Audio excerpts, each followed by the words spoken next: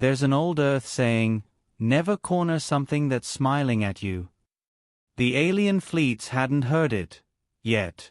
The trap had been perfect. 200 warships of the Serati Dominion, gleaming with plasma lances and gravitic artillery, converged in silent, predatory arcs. Their sensors locked onto a single vessel drifting in neutral space, a human vessel, small by comparison, unremarkable to the untrained eye. Admiral Krovax, scaled and scarred from a dozen campaigns, leaned forward in his command throne.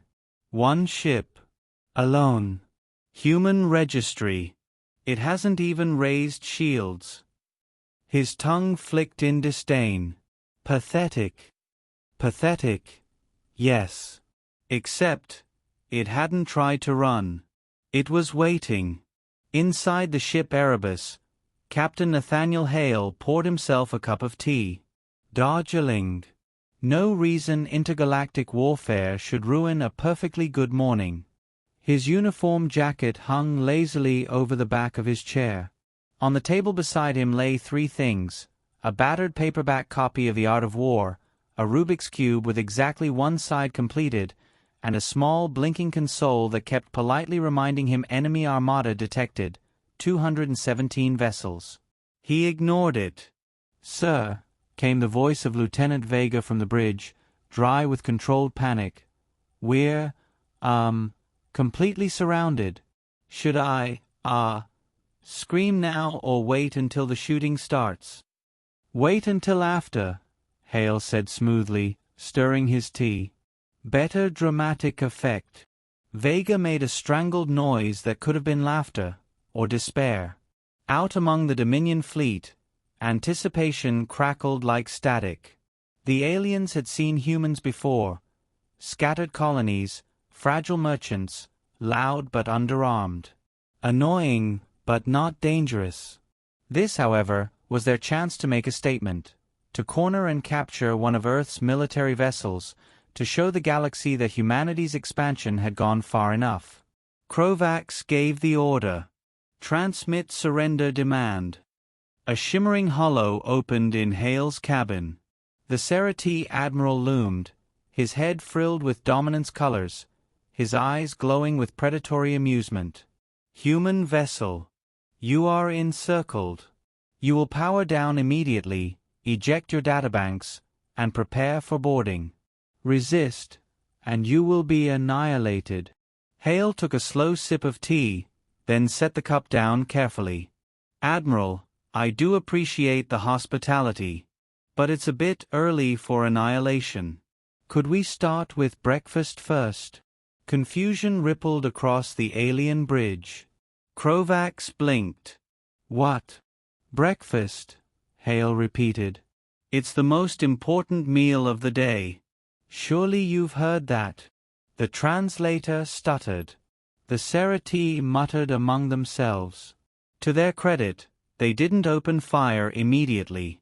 Curiosity beat impatience, for now. The minutes stretched. Then the shift began. The Dominion fleet sensors probed deeper. That little human ship, Erebus, shouldn't have been remarkable. And yet, its hull absorbed scans in ways their instruments couldn't classify. Its energy signature didn't match known Earth designs. And stranger still, though surrounded, its weapon ports remained sealed. It wasn't panicking. It wasn't running. It was watching. On the bridge of Erebus, Hale leaned back, folding his hands. His smile was warm, his tone conversational. "Admiral, forgive my curiosity. Did you really need 200 ships for one of mine? I feel flattered. A bit overkill, but flattered." The Serati bristled. "You will not mock us, human." "Oh, I'd never dream of it," Hale said lightly. "You've brought quite the armada. Impressive formations. Efficient overlapping fields of fire. Perfect geometry. Just one small flaw." Krovax stiffened. "Flaw? Yes. You're all pointed at me." Hale's eyes gleamed. which means none of you are watching each other. A silence fell like a blade. The first sign came as static flickered across half the Dominion fleet's comm channels. Then the lights dimmed. Then, abruptly, 20 ships shut down. No explosions. No weapons fire. Just silence. Systems dead. Crews shouting in panic. Krovax roared.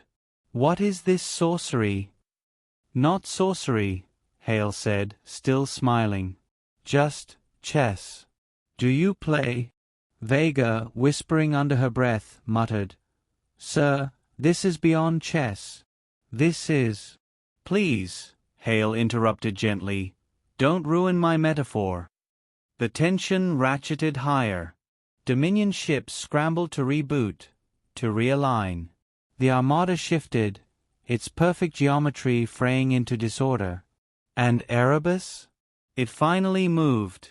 Just a turn. It rotated on its axis, smooth as a shark in dark water, until its prow faced directly toward the command ship, the heart of the Dominion fleet. Every alien froze. It hadn't powered weapons.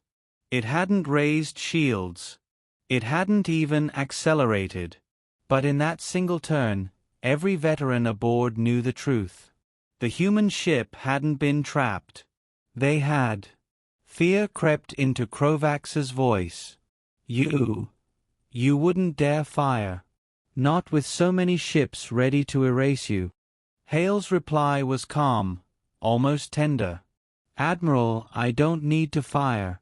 That's the beauty of it. Your ships are already tearing themselves apart. Chain of command redundancies, security flaws, a dozen little cracks.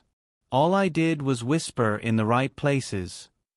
As if on cue, 3 Dominion frigates collided in confusion, their navigational systems feeding contradictory orders. Another lost control of its reactor, venting plasma. Panic spread like fire in dry grass. And Hale just kept smiling. "You thought I was surrounded," he said softly. "But really, you've just gathered my audience." The battle that followed was less battle, more unraveling. Dominion crews fought themselves, ships spinning wildly, weapons misfiring. Every attempt to target Erebus was met with silence, then betrayal, as their own systems reprogrammed against them. It was as if the little human ship whispered treachery into their machines. And all the while, Captain Hale narrated with a polite, conversational tone. "Did you know humans used to play a game called poker? All about bluffing. Pretending weakness until you held the knife. You might say this is our interstellar version." Vega coughed. "Sir, do you always monologue while dismantling an empire?" "Only on special occasions." At last, Krovax broke. His command ship shuddered as his fleet disintegrated around him. He snarled into the hollow. "Who are you?" Hale's smile dimmed, not gone, but colder now. The kind of smile you'd see on a surgeon's face before the first cut. "Admiral, I'm just a polite man on a quiet ship." "But Earth—" His voice dropped, velvet and deadly. "Earth is something you should never corner." And with that, he snapped his fingers. The Erebus fired once. Just once. A single beam of light, thinner than a needle, lanced through the void, and the Dominion flagship split in half like paper. Silence followed. The surviving Serati ships powered down weapons, drifting like leaves in a storm. No one dared move. When it ended, Erebus floated alone, calm amid wreckage. Hale poured himself another cup of tea. "Sir," Vega whispered, staring at the carnage, "that was monstrous." "No," Hale corrected gently. "That was merciful. If I wanted monstrous, I'd have let the ship finish the program. But I prefer subtlety." She swallowed hard. "What now?" "Now." Hale looked out at the stars, his smile returning, warmer again. Now we wait. News travels faster than fleets.